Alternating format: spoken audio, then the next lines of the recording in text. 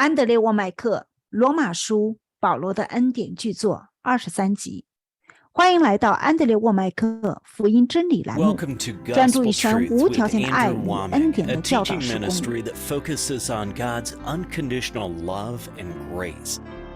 当你明白你的旧罪性和旧人已经消失了，现在的你是个全新的人。随着你更新你的思想，你就能为神结出果子来。接下来是安德烈的时间，欢迎收看星期三的福音真理栏目。我正在进行逐章逐节通讲罗马书的系列。我告诉你，这是令人惊奇的真理，但这也让我感到很挫败，因为我知道我所说的与90%的观众所听过的都是相反的。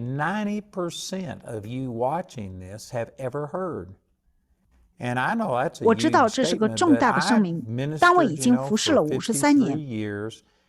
而每次我教导这些内容时，人们都会狂怒，因为这与我们的宗教传统是相悖的。所以当我讲道时，我知道人们在想，这是什么意思？那又是什么意思？也并不是每个人都观看了这5周以来的教导。今天是我逐章逐节教导罗马书的这些真理。保罗在罗马书中建立了这些真理，所以我所说的与保罗所写的神的话完全相符，但它与我们的宗教传统却大相径庭。我经常想要深入去解释一些内容，如果这样的话，我就永远无法继续进行下去了。所以基本上在今天要讲的内容上，我要做个免责声明。这会与我们大多数人所听到的相反，以至于许多人会立即拒绝。我想对你说，请一定要获取这些资料。这本新书逐章逐节地教导了罗马书，里面有我的活评论注释和我在此做讲的教导。我们还有 CD 与 DVD 恩典邂逅，以及我的活评论，有非常丰富的资料，我鼓励你们去获取。你也可以访问我的网站获取免费的课程。我并不是为了钱，我只是想让大家明白这些真理。而我想讲的是很难讲的内容，因为我们多数人都没有用耳去聆听。耶稣在马可福音7章13节说：“你们就记着所继承的传统，废弃了神的话语。”保罗在这里所说的完全违背了我们现今的宗教传统。正因为如此，要讲这些内容是很难的。总之，这是我的免责声明。如果可以的话，请一定获取这些材料。我们会竭尽所能地将这些真理提供给你。我保证，这些真理会改变你的生命。让我回过头来再总结一次昨天所讲的第5节。让我回过头来，这是在罗马书7章5节。原来当我们还在肉体中的时候，罪的欲望记着律法。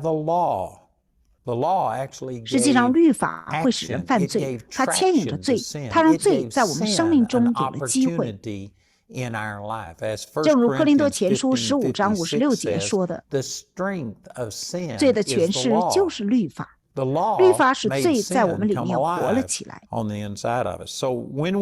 原来当我们还在肉体中的时候，罪的欲望记着律法在我们身体的各部分做工，以致为死亡结了果子。律法的果子就是死。我引用了哥林多后书3章6到7节，刻在石板上属死亡的服事工作。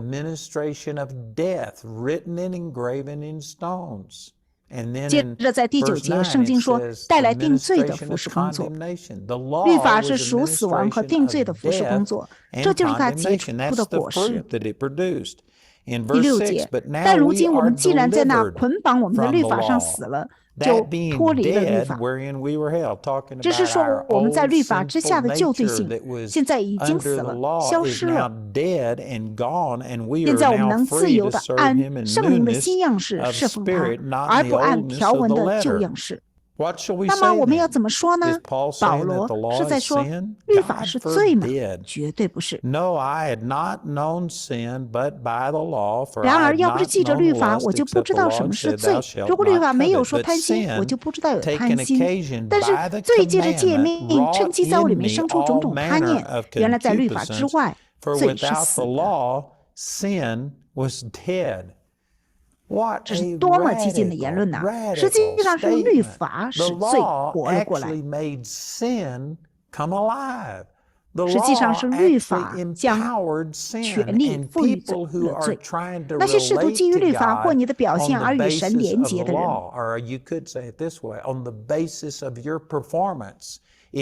若你试图活得圣洁，把每件事都做对，并因此与神建立关系，这会带来死亡。律法的颁布不是要鼓励你或建立你，律法的颁布是为了摧毁你，让你知道你是多么的罪恶。如果100件事中你有99件做得正确，律法不会说干得好，你进步了，这次考试你得了99分。不，律法只会关注你做错的那件事，会定罪你，然后说你活该下地狱，因为在这方面你错了。这才是律法的方式。律法是个严厉的工头。律法的颁布是要指出你的罪，使罪活了过来，是属死亡与定罪的服侍工作。如果你能明白这一点，这就解释了为何那么多人没体验到神为我们预备的自由与自在，因为他们仍旧有律法的思维。而有些观众也许会想，不，我并不在律法之下，我没有去遵守饮食的规定或节期之类的，我没有活在旧约的律法之下。这就像你换了辆车，但还在走同样的路，你还是在同一条路上去往同一个目的地。现在你不需要再守逾越节之类的了，但你必须要去教会，必须交1/10，必须每天读1小时圣经，30分钟灵修时间，你必须做这些事。这是同样的心态。若你认为这样做了，从某种程度上神就会接纳你，那你就在律法之下。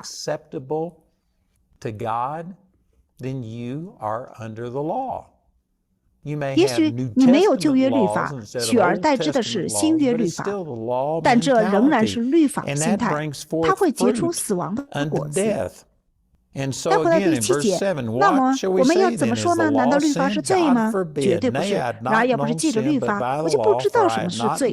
如果律法没有说不可贪心，我就不知道什么是贪心。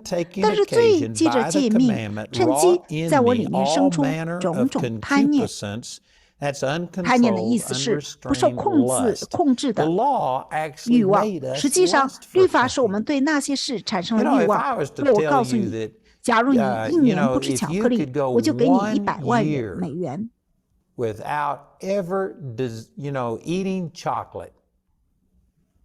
And if you went 1 year without eating chocolate, I'll give you $1 million.有些甚至不喜欢巧克力的观众们，突然间也会开始想吃巧克力了。当你被告知为了得到那个，你不能做这个时，这会令你对这件事的欲望在内心浮现。若是我说，不仅是不吃巧克力，甚至你连想吃也不行。接下来1整年，你都不能去想巧克力。而这正是耶稣在马太福音的登山宝训中所讲的。若你犯了奸淫，这当然是不对的，但若你心里有情欲，你就犯了奸淫。若你杀了人，那是错的，但若你心里恨他们，就犯了奸淫。他将人的想法也算作为是犯罪。所以若我说你必须在1年内不吃、不想吃，也不去想巧克力，如果这样说，我保证有些根本不喜欢巧克力的人会对它产生欲望。如果你说你不可，那么人的内心就会有个声音说：上帝保佑，我会去做。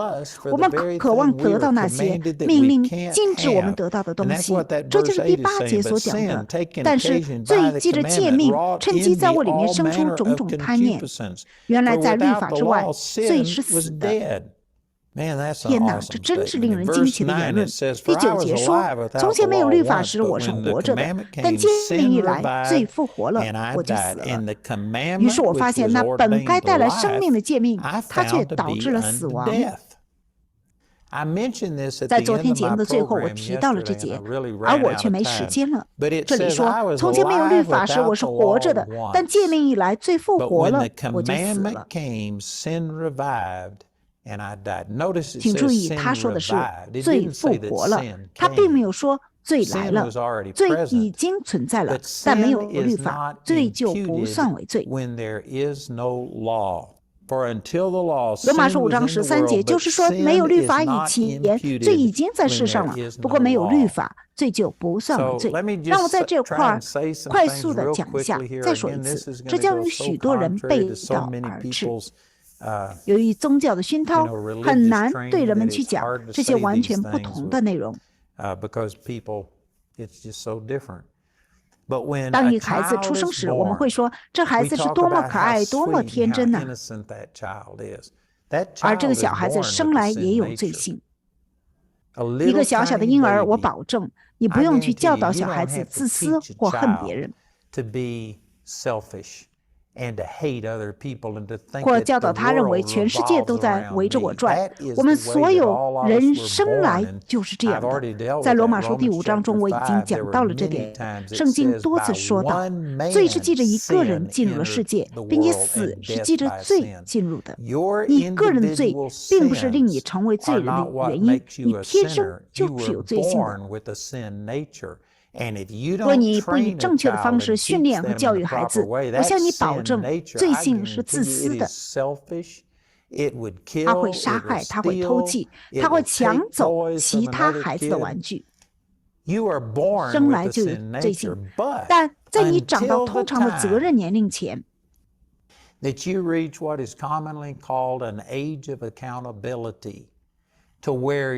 知道你所做的不仅是罪，违抗了父母，违抗了他们对你的教导，或者是违抗了你的老师或其他有权柄的人。但最终你会将这些点都串联起来，以至于你知道这在神眼中也是错的。我们每个人对神都有一种直观的认知，我们称之为良知。良知会告诉我们什么是对，什么是错。当一个孩子长大到一定年龄，知道自己不仅是在违抗生活中有权柄的人，也是在违背神。神告诉你不要这样做，而你却说无论如何我就要这样做，直到你明知故犯的违背良知，说神啊，我知道这是错的，但我还是要做。在这之前，若一个孩子死去了，圣经是这样说的：从前没有律法时，我是活着的。直到律法来到时，直到你明知自己违犯了神的诫命时。如果一个人在这之前死去了，没有律法，罪就不算为他们的罪。若一个小孩子死去，即使天生带着罪性，他们仍然会与主同在。我可以告诉你们许多关于这方面的经文。大卫在撒母耳记下第12章谈到了他的孩子，他说道：我必到他那里去，他却不能回到这里来。大卫是不会去地狱的，他将会进入到神的同在当中。这是一个声明，当孩子们在出生时死去，他们会去与主在一起。尽管圣经教导说我们生来就有罪性，但直到律法来到之前，罪不算为罪。直到我们故意违背神的命令，直到我们若是明知故犯，在那之后，若我们在没有得到耶稣所提供的救恩的情况下死去，那么这个人就会去地狱。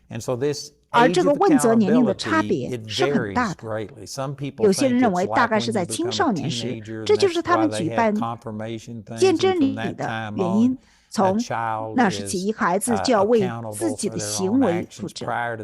若是在此之前他们死去了，就必会去与神同在。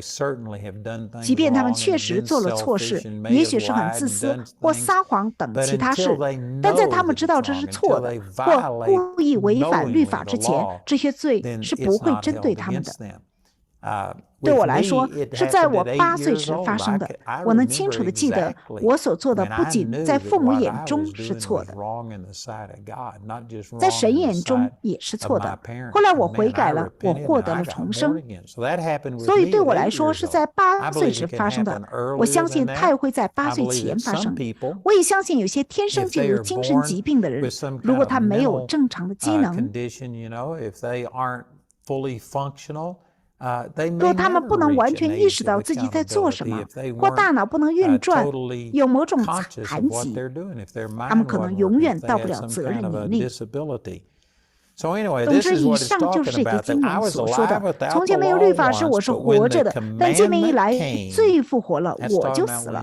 这指的是你故意违反神的律法，而不仅仅是别人的律法。你知道你是在犯罪，得罪神，然后罪就复活了，我就死了。接下来第10节，于是我发现那本该带来生命的诫命，它却导致了死亡。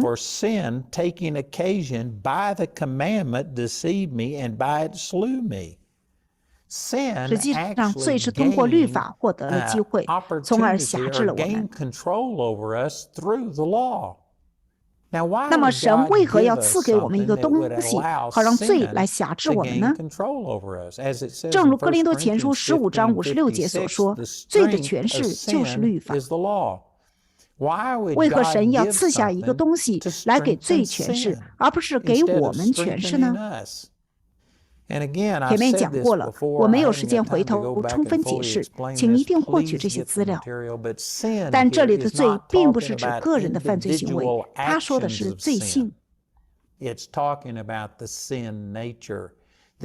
我们里面罪恶的那部分，是我们生在过犯和罪孽中的。神为何要赐给我们一个是最有权势与权力的东西，并且给这个罪性管辖我们的机会呢？神为什么要这么做呢？并且给这个罪性管辖我们的机会呢？原因是罪早就已经把我们毁了。我们都是罪人，而不是自知。而且还在彼此比较。我们看看那边的那个人，他既是强奸犯，又是杀人犯，他是个非常糟糕的人。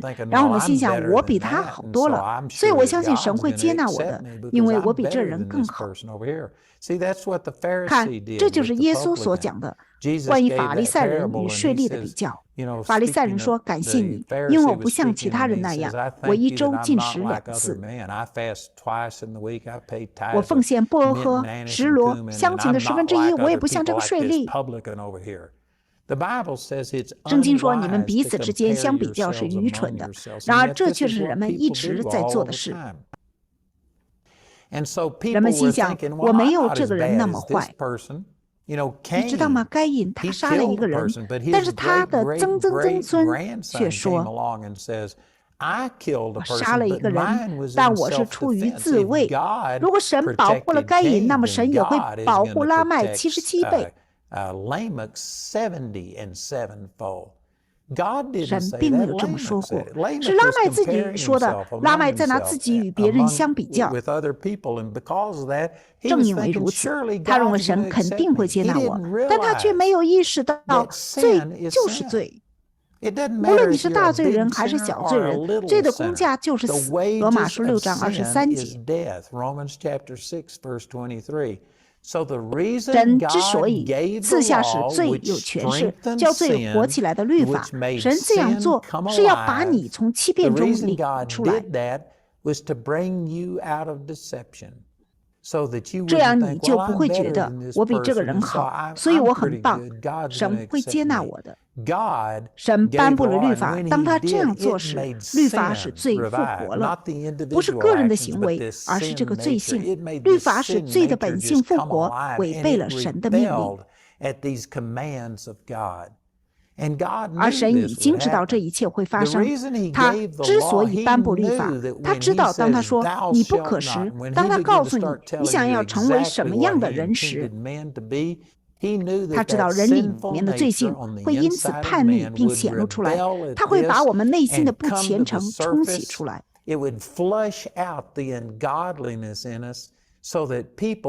以至于人们会说：“哦，神啊，看看我多么糟糕，原谅我吧。”这样我们就会向他祈求怜悯，而不是所谓的公平。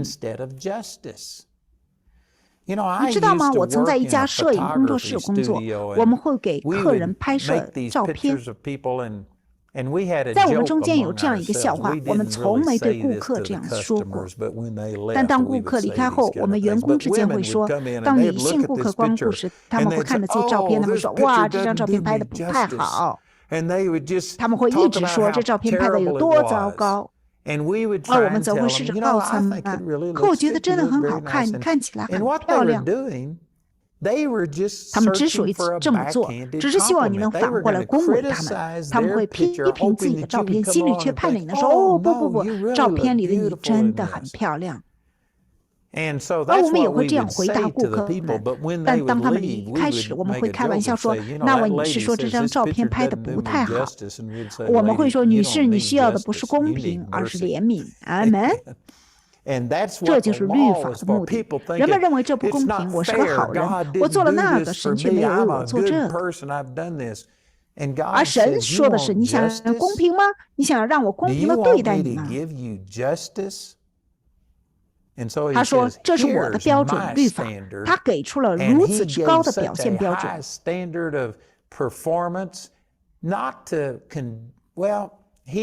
他本不想定罪你，但你需要被定罪。你需要意识到，你需要的不是公平，而是怜悯。所以他给出了这个标准，而这个标准会令罪性复活。他会告诉你：“哦，神啊，我是如此的不敬虔。律法的目的是要使你的罪增多，好叫你离弃自己的公义，转而归向神。”在第12节继续说道：“因此律法是神圣的，诫命也是神圣公义美善的。那么是那美善的导致了我的死吗？绝对不是。律法不是死亡，法律并不坏，但你很坏，我也很坏。我们是罪人而不自知，因为我们还是在彼此相比较。所以这里接着说，绝对不是，而是罪。罪为要显出是罪，就记着那美善的带来了我的死，是罪记着诫命变得极其邪恶。这就是为何神颁布了律法。不是要使你自由，不是帮你战胜罪，而是要使罪增多，要帮助罪来战胜你，让罪性复活，并告诉你们，罪性是极其邪恶的。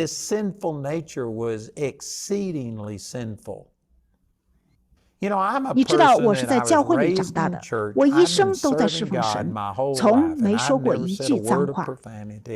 我从来没喝过酒，从来没抽过烟，从来没喝过咖啡。我过着一种超自然的生活，远离了许多人们称之为罪的东西。我也犯了罪。我曾经很自私，我曾经抬高自己，我也批评过别人，我也谈论过，我曾经做过错事。可有谁想成为地狱里最好的罪人呢？相对来说，比其他人更好的人，往往会更倾向于相信自己。但神颁布了律法，是要叫罪活过来，叫罪变得极其邪恶。你知道吗？通过立法，法律在我身上做了一件好事，它让我明白我永远都不够好。我可能比别人好，但我永远无法成为像神想要的那么好。律法在我身上做了一件好事，它定罪了我，并让我明白了有谁想成为地狱里最好的罪人呢？我曾是个罪人，地狱里并没有地狱2号或地狱3号。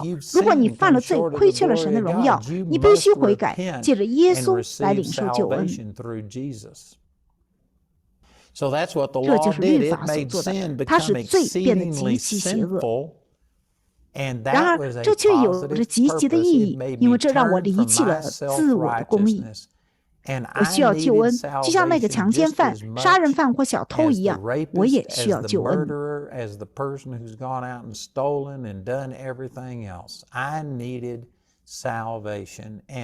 在十字架脚下的地面都是平的，没有人更接近神，或比别人更上一层楼。